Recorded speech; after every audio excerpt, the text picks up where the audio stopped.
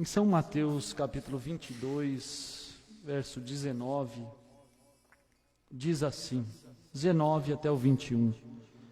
Mostrai-me a moeda do tributo. E eles lhe apresentaram um dinheiro. E ele disse-lhes, de quem é esta efígie e esta inscrição? Disseram-lhe eles, de César. Então ele lhes disse, dai, pois, a César o que é de César, e a Deus o que é de Deus. Vamos falar um pouquinho, meus irmãos, sobre o que tens. Tem valor? Amém? O que temos tem valor? É uma pergunta, né? Para as pessoas pensarem um pouco aquilo que elas possuem, se aquilo realmente é verdadeiro, é genuíno, se tem algum valor. Queria começar, meus irmãos, eu ia ler, mas eu vou falar com as minhas palavras para ser mais rápido. Na história em que irmão Brand conta na mensagem Demonologia e Estado Religioso, falando sobre personificações, falando sobre quando a revista Reader's Digest, talvez eu não saiba pronunciar muito bem, mas os irmãos conhecem, é uma revista mundial, né, famosa, Reader's Digest, seleções, aquela revistinha quadradinha que circula o mundo, e eles publicaram em uma das suas edições o caso do pequeno Donnie Morton, o garoto de 8 anos de idade, com algum tipo de paralisia, paralisia no cérebro, que fazia com que suas pernas e seus braços se contraíssem. E seu pai levou-o na clínicas Mayos e na John Hopkins, que são as duas clínicas mais famosas dos Estados Unidos, com maiores recursos. E eles disseram que ele não podia fazer a operação. Não tinha jeito para que o menino pudesse ser curado. E ele era do Canadá, ele voltou para o Canadá. E ele lembrou que tinham 2 amigos dele que tinham sido curados, surdos, mudos, que tinham sido curados, e lembrou do irmão Brand. E começou a rastrear por onde estava o irmão Brand nos Estados Unidos. Descobriu que o irmão Brand estava na costa oeste, na Califórnia. E ele empregou o que ele tinha, seu dinheiro, e começou uma viagem desde Winnipeg, no Canadá, até onde o irmão Brand estava, na Costa Mesa, no estado da Califórnia. E com dificuldades, nem mesmo sua esposa, a mãe do menino, pôde acompanhá-lo, para poder chegar até onde o irmão Brand estava. Em suas reuniões, o menininho todo atrofiado, viajando de ônibus, seu pai tinha que lhe trocar as fraldas, uma terrível dificuldade para chegar até onde estava o profeta. Chegou, meus irmãos, e no dia em que ele conseguiu chegar até a reunião, irmão Brand diz que tinha como que 2.700 pessoas na fila de oração. E aquele pai se pôs na fila com seu filhinho. E as pessoas viram e começaram a dar sua vez para que ele pudesse ir passando. E ele ia indo. Mas era contra as regras fazer aquilo. De modo que Billy Paul disse, você tem cartão de oração? Não. Então você não pode, você tem que aguardar um pouquinho. Mas ele, tudo bem, não sabia disso. E irmão Brand viu quando o pai virou-se, estava indo embora para aguardar de um lado, e Deus disse para chamá-lo. E quando Ele foi chamado, logo uma visão lhe veio. 172, demonologia, estado religioso. Vamos começar, meus irmãos. 163. 163. Eu disse: traga-o aqui. E o pai subiu. E as lágrimas rolando por sua face, precisava se barbear. E ele subiu, e aqui está o que as seleções do Reader Digest disse: vem, eu não fiz nenhuma pergunta, mas olhei diretamente na face da criança e disse de onde a criança era, que ela havia estado na clínica Maios e tudo a respeito do que havia de errado com ele, quão enfermo havia estado ele e tudo mais. Amém? Aquele dom que irmão Brandt tinha de poder conhecer, saber os problemas das pessoas sem nunca tê-las visto. A segunda etapa do seu ministério. Então o pai começou a chorar. Era verdade. Ele sabia que o menino era do Canadá. Ele não tinha visto o menino nunca na vida. Ele sabia que o menino tinha passado pela clínica Maios. Ele sabia que eles tinham dito a ele que ele não podia operar. Ele sabia de onde ele tinha vindo. E o pai começou a chorar. Isso é correto. Mas meu menino viverá? Eu disse, irmão Brandt disse, eu não posso dizer. Mas só um momento. Eu vi uma visão. Eu disse: você não quer crer nisso porque o Maios e Hopkins ambos disseram que aquela operação não poderia ser realizada naquele cérebro. Mas eu lhe digo o que fazer. Você amanhã, você simplesmente siga em frente com este menino. Dentro dos próximos 3 dias você irá encontrar uma mulher de cabelos pretos na rua e a mulher irá te perguntar qual é o problema com o menino. Então ela te falará de algum pequeno médico do interior ali fora, o qual pode executar aquela operação, e você não crerá nisso, porque aquela Maios desenganaram isso e disseram que isso é impossível de ser feito, mas esta é a única chance que seu menino tem, através do poder de Deus, a misericórdia de Deus naquela operação. Amém? Que coisa linda, meus irmãos. Irmão Brandt viu na frente do tempo que ele encontraria uma mulher, e a mulher lhe perguntaria.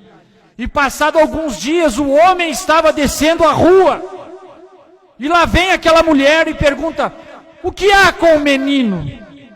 E parece que ele até nem lembrava do fato, que ele disse: ele tem tal problema, e a clínica Maios o desenganou, e a Hopkins desenganou, e a mulher disse: eu sei de um médico que pode operá-lo. E o homem, num relance, se lembrou das palavras do profeta e disse: espere um pouco, cabelo preto, casaco cinza. É ela: espere, senhora. Onde está esse médico? É interessante, né? Daria uma outra mensagem aqui, meus irmãos, 165. Um médico do interior, um médico sem muita fama, um médico sem muito crédito, um médico que talvez não trabalhasse numa clínica como a Maios, como a Hopkins.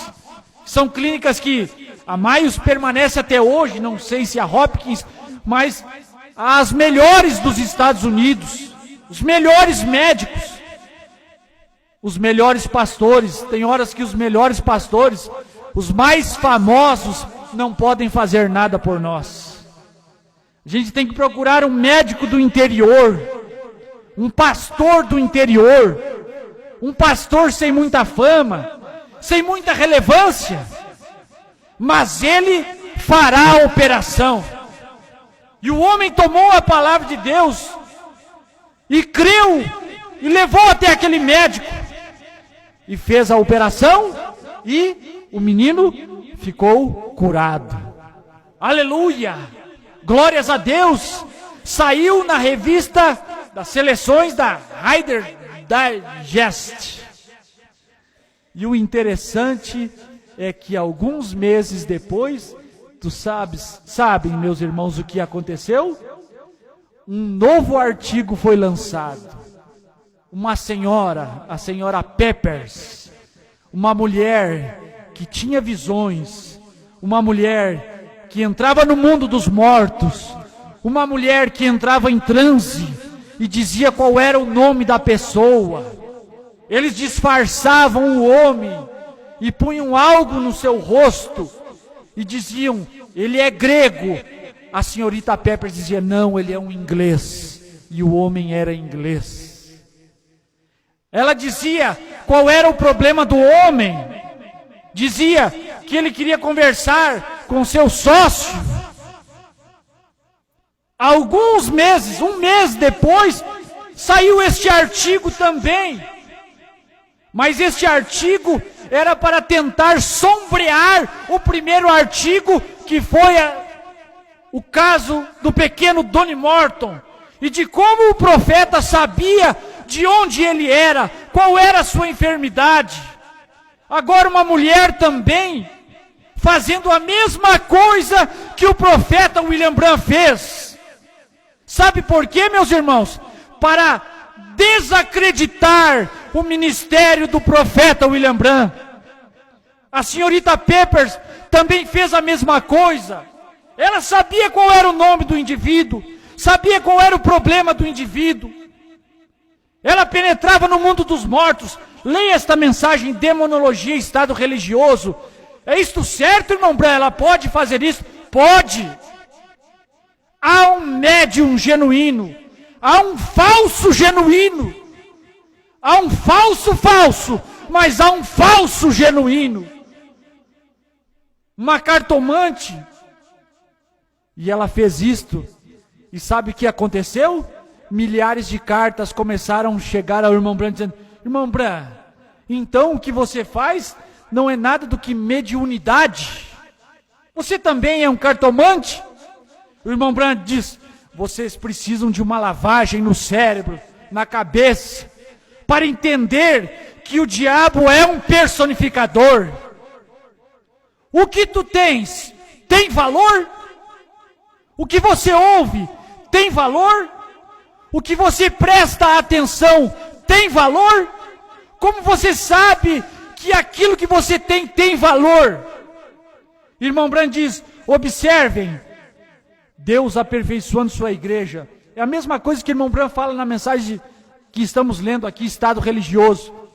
Observem, a primeira coisa, 48, Deus aperfeiçoando sua igreja. Em 50 anos, ela nunca mencionou Cristo. A senhorita Peppers, a médium, nunca mencionou Cristo. A personificadora nunca mencionou Cristo, nunca mencionou Deus, nunca mencionou cura divina, nunca mencionou eternidade, nunca mencionou o céu. O que eu quero salientar, meus irmãos, os pregadores da terceira etapa, que saíram depois que João tomou o livro e profetiza outra vez, nestes anos que seguem, como vou saber qual é o verdadeiro? Como eu vou saber quem está pregando a verdade? Como eu vou saber se aquilo que eu tenho é original? Como vou saber se o dinheiro que tenho no bolso é verdadeiro? Porque se você tem um dinheiro falso, não serve para nada, serve para colocá-lo na prisão. Porque na hora que você chegar no comércio e apresentar essa nota de 50 falsa, essa nota de 100 reais falsa, o comerciante vai chamar a polícia e você pode ser algemado e lançado na prisão. Porque não tem algo genuíno. E é a mesma coisa com a palavra de Deus. Se não temos o que é genuíno, de nada nos vale ter algo falso. O falso não nos deixará adquirir. Não podemos adquirir bênçãos eternais com um artigo falso.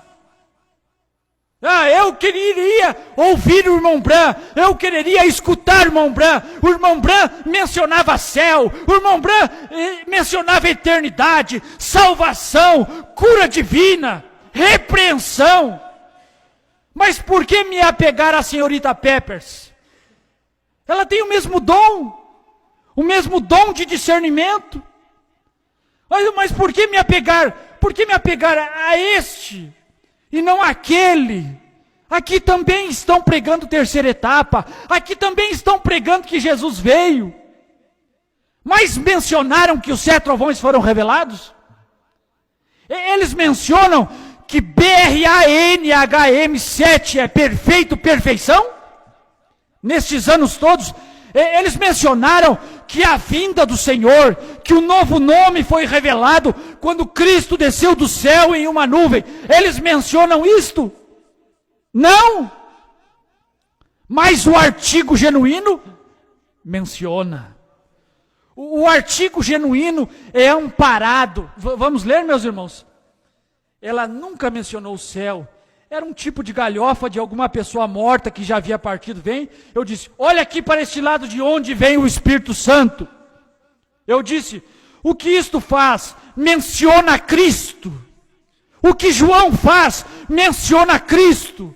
O que João faz, de acordo com a Escritura, profetiza outra vez. João tem uma mensagem que vem lá da voz do 7º anjo. João tem uma mensagem que o 7º anjo deu, e os 7 selos foram abertos, os trovões foram soados.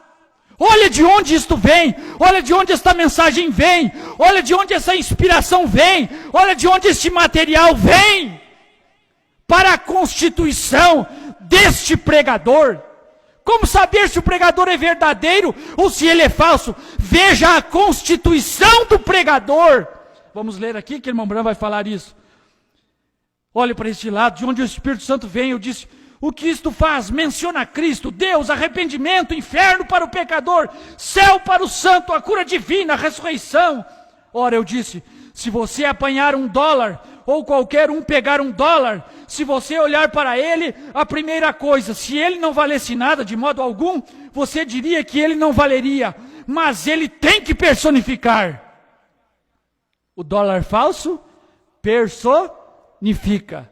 O pregador falso personifica. Olha a cara do indivíduo na moeda que você tem. Olha o rosto do indivíduo na pregação que você tem. Como disse aqui Jesus. De quem é a efígie aí na moeda? Na moeda nós temos o rosto de César. Então, esta moeda é de César. Dai a César o que é de César. Esta pregação que você tem, olha o rosto de quem tem aí, olha o rosto desse pregador, veja se é genuíno, veja se menciona 7 trovões, veja se menciona rapto, veja se menciona novo nome.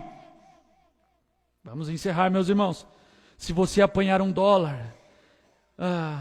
mas ele tem que personificar. Do mesmo modo faz o diabo, personifica a Cristo, é verdade, mas a primeira coisa, se você apanhasse $1, você sentiria o seu valor, certo, meus irmãos? Sinta o valor do que você tem. Nós agora, a igreja, a noiva eleita, a noiva que crê na palavra, sinta o valor que você tem. Um comerciante que lida com dinheiro, que trabalha com dinheiro, quando ele pega o dinheiro na mão, ele sabe se o dinheiro é falso ou é verdadeiro. Vocês que lidam com dinheiro, sabem do que eu estou falando. Você pega o dinheiro, até pelo peso. Quando você pega aquela nota lisa, você vê, isso é falso. E você presta mais atenção. Você toca no pregador. Dá uma cutucada no pregador. Veja do que ele é feito. Irmão Brand diz, pegue aquilo, se não fosse $1 verdadeiro, você poderia dizê-lo só olhando para ele, sentindo. A primeira coisa, veja o que ele fez aqui. Nada para Deus. O que a mulher fez, né? Nada para Deus. Eu quero acelerar aqui, meus irmãos. Aquilo não declara nada. Isto declara Deus. Eu disse, Agora, se você deseja estar certo a respeito disso, pegue o dólar e pegue o nome dele, as letras dele. Todo dinheiro tem uma identificação. Certo, meus irmãos? Todo dinheiro tem uma identificação, tem uma numeração. Pegue o nome dele. Pegue o nome dele. É interessante, pegue o nome dele. Pegue aí BRANHM. Vai na Casa da Moeda. Pegue esse dólar, esse valor que você tem, esse dinheiro que você tem, essa mensagem que você tem. Pegue, verifique a sua numeração e vá na Casa da Moeda para verificar se ele é verdadeiro ou não. Você vai encontrar, como diz o irmão Bran, volte até a Casa da Moeda e veja se há prata suficiente ali. Se aquele dólar estiver registrado na Casa da Moeda, se aquele número estiver ali, há prata ou ouro suficiente para aquele dólar tomar o seu lugar.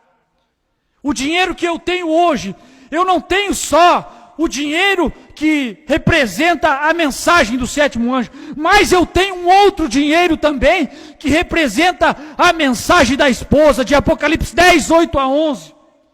Eu tenho ido à Casa da Moeda, eu tenho verificado se o que eu tenho tem algum valor, e tenho verificado que eles mencionam, tem prata aqui, que ampara o dinheiro que você tem. Tem prata, tem ouro, tem valor na Casa da Moeda, que ampara o que nós cremos, a mensagem de um homem só. Nós cremos na mensagem de um homem só. Nós cremos que João tomou um livro. Volte à Casa da Moeda, venha até Apocalipse 10, 8 a 11 e veja se não há um registro desse valor que nós temos. Meus irmãos, como isso é bom, como isso é perfeito, como isso é genuíno, como isso é valoroso para nós, como é bom ter dinheiro verdadeiro para gastar. Esse dinheiro nos dará direito ao rapto, esse valor nos dará direito a entrar na eternidade. Mas o que você tem? O que você tem é a pergunta. O que tens? Tem valor? O que você tem? Vamos encerrar, certo, meus irmãos? O que você tem? O que você consegue comprar com o que você tem? Com a mensagem que você tem? O que você compra com a pregação da primeira e segunda etapa hoje? Você não prega, não compra nada, meus irmãos. Não consegue entrar em Canaã, não consegue entrar na terceira etapa, não consegue o batismo com o Espírito Santo, e ainda espalha para os filhos. Jesus diz, qual é o homem que o seu filho pedindo pão, dá uma pedra? Ou, pedindo peixe, lhe dá uma serpente? Por que você dá essas mensagens que não valem nada para os seus filhos? Filhos, por que dá mensagem que não vale nada para os seus pais? Esses dólares falsos, esses pregadores falsos, pregadores da morte, pregadores do deserto, pregadores da contradição, pregadores da covardia, que tem medo dos ser trovões. Mas a casa está cheia de pregação, de pregadores que não valem nada. Você entende? Não valem nada porque a mensagem não tem valor, a mensagem não é genuína, a constituição da mensagem não é papel e seda, não é o Espírito Santo. O Espírito Santo não está misturado naquele vaso. Não vale nada, meus irmãos. Não leva a lugar nenhum, não adquire nada. É uma pena ver famílias, ver homens, ver mulheres inteiras vivendo com uma ilusão, achando que tem dinheiro, mas eles têm algo falso. Irmão Brand diz, por que pegar o falso se o céu está cheio de genuínos? Por que pegar o falso se Deus tem o verdadeiro para nós, inesgotável hoje, não é verdade? Que Deus vos abençoe, meus irmãos.